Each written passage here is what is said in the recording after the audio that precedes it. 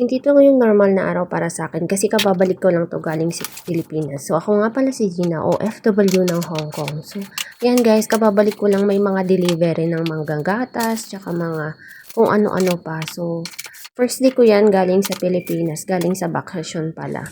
Yan, may nag-deliver. Ewan ko baka kay amo kasi nga, laging may pa-deliver siya ng ganyan. Parang, feeling ko tuloy. Hindi naman magaling ako magluto, 'di ba? Bumili siya ng ganyan. So, in-unbox ko siya, guys. Yan. Check natin. So, yan. Lutuan pala siya ng takoyaki, I think, or anything na pwedeng iluto siya dyan. So, hindi ko pa yan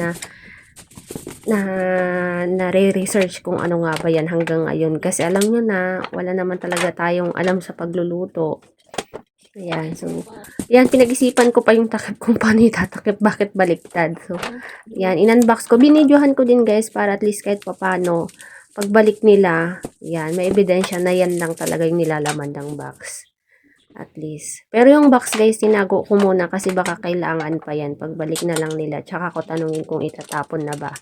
So, yan, very trusted si amo na parang marunong akong magluto pero kahit kailan talaga hindi ako magaling magluto guys. So yan, tinago ko yung box and then afterwards ginawa ko na yung mga ibang mga gawain. Unti-unti ko lang yan guys kasi nga matagal din silang wala. So that's it, bye bye.